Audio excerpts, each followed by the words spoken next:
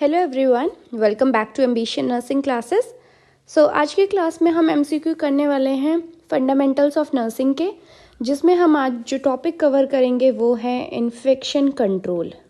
Okay, सो infection control में सबसे basic जो आता है वो आता है आपका हैंड हाइजीन, जिससे आपने देखा भी होगा हैंड वॉशिंग, हैंड हाइजीन से आपके repeatedly 3 to 4 question her exam में आता ही आता है। ओके, सो आज हम इन्फेक्शन कंट्रोल से रिलेटेड कुछ एमसीक्यू करने वाले हैं। Please listen carefully. Okay, so start करने से पहले एक ब्रीफ रिव्यू ले लेते हैं हैंड वॉशिंग स्टेप्स के। So total according to WHO आज अभी कितना स्टेप्स है मेडिकल हैंड वॉशिंग में? There are total 6 steps. Okay, so एक बार क्विकली रिवाइज कर लेते हैं। फर्स्ट स्टेप है rub palm to palm। Second, right palm over the left dorsum with finger interlaced and vice versa, जैसे आप फोटो में देख सकते हो। Okay, right palm over the left dorsum with finger interlaced and vice versa means left palm over the right dorsum। Clear? Then third है हमारा palm to palm with finger interlaced. Then fourth, back of fingers of opposing palm with finger interlocked. Then fifth है हमारा rotational rubbing of thumb collapsed in right palm and vice versa. And six step है rotational rubbing backward and forward with the collapsed finger of right hand in left palm and vice versa। पहले एक हमारा 7 step होता था जिसमें था rotational rubbing of wrist, जो आजकल नहीं है। सो अभी फिलहाल देयर आर टोटल 6 स्टेप्स हैं। सो एक क्वेश्चन तो यही बनता है आपका नोट सेट किया कि कितने स्टेप्स हैं। दूसरा है हमारे पास एक होता है हैंड वॉशिंग, एक होता है हमारे पास हैंड वॉशिंग, दूसरा है हमारे पास हैंड रब। ठीक, तो हैंड वॉशिंग हम कब करते हैं? जब हमारे जो हैंड्स है वो विजिबली सॉइल्ड हो। ठीक है, कि आप देख पा रहे हो कि आपके हाथ गंदे हैं, तो उस टाइम आप करते हो हैंड वॉशिंग। हैंड वॉशिंग का ड्यूरेशन कितना है हमारा? 60 सेकेंड्स, और वी कैन से मतलब ये मैक्सिमम है 60 seconds. Okay, 1 minute. And hand रब कब करते हैं? जब आपके जो हैंड्स है वो विजिबली सॉइल्ड नहीं है। ओके, और इसका हमारा ड्यूरेशन है 20 to 30 सेकेंड्स। क्लियर? और अगर आपसे पूछा जाए कि आप केयर प्रोवाइड कर रहे हैं पेशेंट टू पेशेंट, तो उसके बीच में आप क्या करेंगे? उसके बीच में आप करेंगे हैंड रब, जिसको आप और बोल सकते हो अल्कोहल बेस्ड हैंड रब, अल्कोहल बेस्ड हैंड रब। क्लियर? ओके, सो हैंड रब का प्रोसीजर आपका दिया हुआ है वही सेम है। इसमें भी टोटल आपके 6 स्टेप है। वही जो आप hand wash soap and water के साथ कर रहे थे हैंड रब में, वही आप किसके साथ करोगे? अल्कोहल बेस्ड हैंड रब के साथ। Clear? So let us start the question. First question है what is the single most effective way to break the chain of infection? जो इन्फेक्शन का चेन है उसको ब्रेक करने के लिए क्या सबसे मोस्ट इफेक्टिव वे है? ये अभी आपका रिसेंटली नॉर से 2021 का ही क्वेश्चन है। फर्स्ट ऑप्शन है हैंड वॉशिंग, बी है स्टेरिलाइजेशन, सी है use of PP and D है प्रॉपर डिसइंफेक्शन। सो इसका आंसर होगा ए, हैंड वॉशिंग। ये सबसे ज़्यादा मोस्ट इफेक्टिव वे है to break the chain of infection. Clear? Next question है according to WHO what is the recommended time duration to perform hand hygiene with alcohol based hand rub? C, जब भी आपके पास recommended time पूछा जाता है you have to सी कि वो soap and water के साथ पूछ रहा है या फिर अल्कोहल बेस्ड हैंड रब के साथ पूछ रहा है। ठीक है, तो यहाँ पे किसके साथ है? अल्कोहल बेस्ड हैंड रब सोल्यूशन के साथ। ये हमने ऑलरेडी स्टार्टिंग में डिस्कस किया है। इसका आंसर क्या होगा? A 5 to 10 second, B 10 to 20 seconds, C 20 to 30 seconds and D 30 to 60 seconds. C इसमें हमने ऑलरेडी डिस्कस किया है। आंसर क्या होगा? Option C 20 to 30 seconds. Okay, next हमारा जिससे क्वेश्चन आते हैं वो है your 5 moments of hand hygiene. 5 moments भी बहुत इंपॉर्टेंट है जो आपको याद रखने हैं, जिसमें फर्स्ट मोमेंट है before touching the patient. Patient को टच करने से पहले आपको हैंड हाइजीन परफॉर्म करना है। सेकेंड है बिफोर क्लीन और एसेप्टिक प्रोसीजर। आप कोई भी प्रोसीजर करने जा रहे हो उससे पहले हैंड हाइजीन जरूर करनी है। देन थर्ड है आफ्टर बॉडी और the fluid exposure risk. Then fourth after touching the patient and fifth after touching patient surroundings. So इसको आप कैसे याद कर सकते हो? इसमें 2 बिफोर है, ठीक, एंड फिर 3 आफ्टर है। सो बिफोर में क्या क्या हो गया, before touching the patient and before doing any procedure, है ना. देन आफ्टर में, after coming into the exposure of any body fluid, और फोर्थ हो गया after touching the patient, and fifth after touching the patient surrounding. ये आपके एकदम tips पे होने चाहिए आपके ये. ओके. द नेक्स्ट क्वेश्चन है, what is the recommended time duration for surgical hand washing. यहाँ पे पूछे सर्जिकल हैंड वॉशिंग, बताओ. Option A 2 to 3 minutes, option B 3 to 5 minutes, option C 5 to 10 minutes and option D 10 to 15 minutes. बताओ. सो अभी जो recently recommended है वो है आपका 3 to 5 minutes. This is for surgical hand washing, जो आप ओटीज में करते हो ना, उसके लिए. नेक्स्ट है, who is known as the father of hand hygiene. Father of hand hygiene, ये भी इंपॉर्टेंट क्वेश्चन है. Option A Ignaz Semmelweis, option B Louis Pasteur, option C Joseph Lister, option D Florence Nightingale. So इसका answer है option A. Okay. The next question है, which of the following date is observed as hand hygiene day. Hand hygiene day आप किस date को बोलते हैं. Option A 5th May, option B 15th October, option C 1st December, option D 28 जुलाई. बताओ. Answer is option A 5th में. Hand hygiene day होता है आपका, हैंड हाइजीन डे है आपका ऑन 5th मई. ठीक, ये याद रखना है.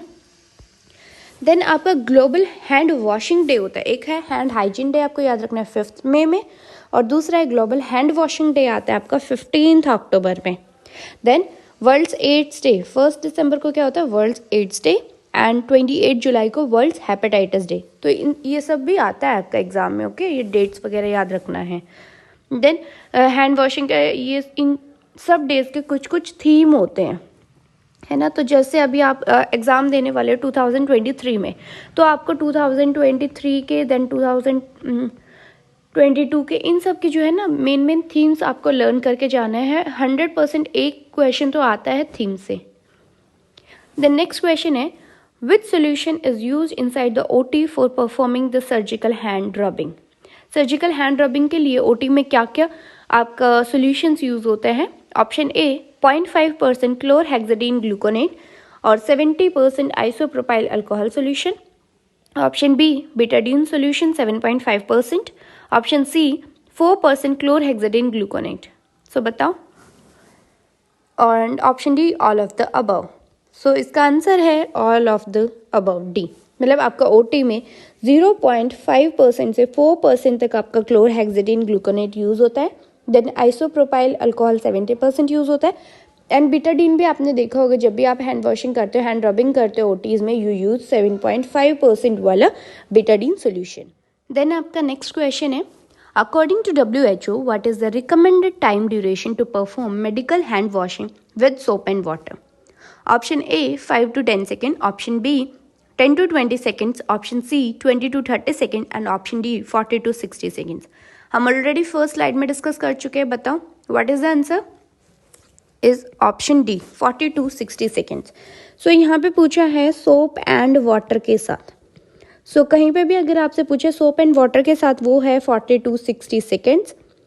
देन अगर पूछते हैं अल्कोहल बेस्ड हैंड रब के साथ रिकमेंडेड टाइम ड्यूरेशन कितना है, इसका हाफ कर दीजिए 20 to 30 seconds. देन अगर आपका पूछते सर्जिकल हैंड वॉशिंग का ड्यूरेशन, वो है आपका 3 to 5 minutes. Okay, so please take a screenshot of the slide and write down in your last minute revision notebook, ताकि आपको ये याद रहे, और because this is important. Next question है, what is the typical concentration of chlorhexidine as hand hygiene measure. तो already हमने जो अभी ओटी वाला क्वेश्चन डिस्कस किया था, उसमें हमने ऑलरेडी डिस्कस किया है कि क्लोरहेक्साडीन का 0.5 से 4% तक का कॉन्सेंट्रेशन हम यूज़ करते हैं for hand hygiene. So answer is option B 0.5 to 4%. The next question है, which of the following is not an influencing factor at the time of selection of appropriate PPE. So यहाँ पे आपको mention है, ये क्या पूछ रहा है, not a influencing factor. So option A type of anticipated exposure, option B durability of PPE for task, option C fitting, and option D immunity of healthcare worker. सो जब भी आप पीपीई सेलेक्ट कर रहे हो तो क्या क्या फैक्टर्स आप देखोगे, और यहाँ पे पूछा है which is not a influencing factor, ये आप नहीं देखोगे। So type of anticipated exposure, कैसा एक्सपोजर है तो उसके हिसाब से ही आप पीपीई पहनोगे, तो ये तो आप देखोगे। Then durability of PPE for task, कि आप कौन सा टास्क कर रहे हो और वो पीपीई उसके लिए कितना ड्यूरेशन तक चलेगी, वो भी आप देखोगे। यस। देन फिटिंग भी आप देखोगे, जैसे आप ग्लव्स पहनते हो तो देखते हो ना कि 6 का है, 6.5 का पहनना है, 7 का पहनना है, तो फिटिंग भी आप देखोगे। देन नेक्स्ट है immunity of health care worker. No, आप इम्यूनिटी नहीं देखोगे हेल्थ केयर वर्कर की, चाहे इम्यूनिटी हो हेल्थ केयर वर्कर की या ना हो, कम हो, ठीक है। तो इसके ऊपर आप पीपी सेलेक्ट नहीं कर सकते, हर किसी को पहनने होते हैं जो भी एक्सपोजर में आता है, जिसको भी रिस्क होता है। ऐसा नहीं है कि इम्यूनिटी अच्छी है तो हम नहीं पहनेंगे। Okay, so this is the answer. Next question है eye and face protection protects worker from hazards like option A crushing, option B falling, option C liquid chemicals and option D rolling. So eye और जो face protection आप पहनते हो वो आपको किससे prevent करता है?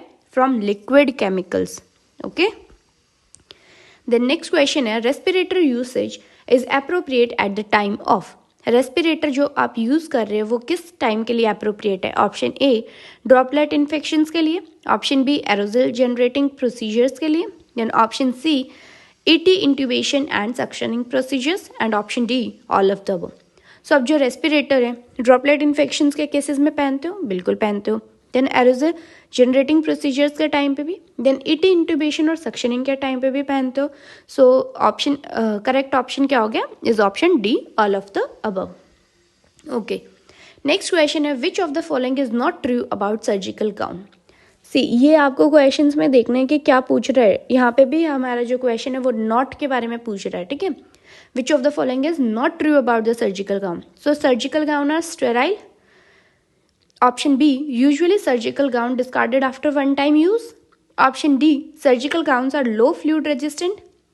Option D, front side of the surgical gown is considered sterile while the back side of surgical gown is considered as clean. See, अब बताओ कौन सा ट्रू नहीं है। सो जो आपका लास्ट ऑप्शन दिया ये तो ट्रू है, क्योंकि जब भी आप सर्जिकल गाउन पहनते हो तो उसका जो फ्रंट साइड होता है उसको आप क्या मानते हो? स्टेराइल मानते हो, और जो बैक साइड है उसको आप क्या मानते हो? क्लीन मानते हो, है ना। Then surgical gown are low fluid resistant, yes. Then surgical gown sterile होते हैं, बिल्कुल होता है। देन जो इसका ऑप्शन बी है वो नॉट ट्रू है, ये आपका फॉल्स है, ठीक। कि जो सर्जिकल गाउन्स है वो डिस्कार्ड होते हैं after one time use, this is false. We can reuse, इसको ऑटोक्लेव करा के हम री यूज करते हैं, है ना। So usually surgical gowns are sterilized in autoclave after use and then उसको हम reuse करते हैं। We do not discard it after one time use, तो ये क्या हो गया? false हो गया। Okay? Next question है in which of the following condition double gloves should be worn? कि किस condition में आपको double gloves पहनने हैं? Option A caring for eyes and ears, Option B orthopedic surgeries, Option C handling patient with highly infectious disease, and Option D, B and C. बताओ, अब आई और year के लिए केयर कर रहे हो तो उसके लिए तो डबल ग्लविंग ज़रूरी नहीं है। ऑर्थोपेडिक सर्जरी कर रहे हो, यस, उसके लिए ज़रूरी है। देन अगर आप हाईली इन्फेक्शियस डिजीज़ वाले पेशेंट को हैंडल कर रहे हो उसमें भी ज़रूरी है। तो इसका करेक्ट ऑप्शन क्या हो गया? Option D, both B and C. Okay, next question, what is the correct sequence for donning PPE. Donning मतलब आप जब स्टार्टिंग में पहनते हो, है ना, कि कैसे पहनना है। सबसे पहले ऑप्शन ए है hand hygiene, gown, mask, goggles and gloves. Option B hand hygiene, mask, gown, gloves and goggles. Option D C hand hygiene, mask, gown, goggles and gloves. Option D hand hygiene, gloves, gown, mask and goggles. So बताओ, सबसे पहले ये तो है कि आप hand hygiene करोगे, है ना, हैंड हाइजीन। देन लास्ट में क्या पहनते हैं आप? लास्ट में पहनते हैं ग्लव्स, है ना। सो अब आप इसके हिसाब से आपको आंसर फाइंड आउट करना है, ठीक है। हैंड हाइजीन देखो सब में फर्स्ट है तो चार ऑप्शन कुछ भी हो सकता है। लास्ट में देखो, आप लास्ट में पहनते हो ग्लव्स, तो ग्लव्स किस किस में है? लास्ट में ये है और ये है। सो ऑप्शन बी और डी आपका इनकरेक्ट हो गया, क्योंकि लास्ट में तो हम ग्लव्स ही पहनते हैं। अब आपको देखना है बीच का सीक्वेंस। बीच के सीक्वेंस में पहले आप मास्क पहनोगे, गाउन पहनोगे या गॉगल्स। सो इसका करेक्ट सीक्वेंस है ऑप्शन ए। सबसे पहले आप हैंड हाइजीन करोगे, उसके बाद gown, mask, goggles and gloves. तो ये याद रखना है आपको, दिस इज फॉर डॉनिंग करने के लिए। अब कोविड था तो उस टाइम पे ये क्वेश्चन बहुत रिपीटेडली आए हैं कि डॉनिंग डॉफिंग का सीक्वेंस क्या है। तो ये आपको जो अगर आपको क्वेश्चन ठीक करना है तो आपको ये याद रखना है, सबसे पहले हैंड हाइजीन होता है और लास्ट में आप सारा पीपीई पहनने के बाद लास्ट में क्या पहनते हो, ग्लव्स पहनते हो। ठीक है, तो इसको एलिमिनेशन मेथड के थ्रू आप इस क्वेश्चन को सोल्व कर सकते हो। क्लियर। द नेक्स्ट है what which is the correct sequence for doffing, मतलब रिमूविंग का सीक्वेंस क्या है। First is option A gloves, goggles, gown, mask and hand hygiene. Option B gloves, hand hygiene, goggles, gown and mask. Option C gown, gloves, hand hygiene, goggles and mask. Option D mask, gloves, hand hygiene, goggles and gown. So बताओ, इसका answer है option B gloves. सबसे पहले आप gloves निकालोगे क्योंकि वो सबसे डर्टी होते हैं, तो सबसे पहले आप ग्लव्स निकालोगे। उसके बाद आप हैंड हाइजीन करोगे, then goggles, gown and mask. Mask आप सबसे लास्ट में रिमूव करोगे। ओके, ये याद रखना, डॉफिंग के टाइम पे सबसे फर्स्ट जो रिमूव होता है वो है आपका ग्लव्स, और जो सबसे लास्ट में रिमूव होगा वो होगा mask. Clear. Okay, so last में जाते जाते एक कोट है, it's not the time to look for excuses. So अभी आपके पास इतना टाइम नहीं बचा है कि आप एक्सक्यूज दो कि मैं नहीं पढ़ पाई और ये नहीं हो पाया, मेरी ड्यूटीज़ थी, है ना। So you have to study hard, and if you like the video please like, comment, share and subscribe. And आपकी अगर कोई भी क्वेरी है please write down in the comment section, we will try to solve it. Okay, thank you so much.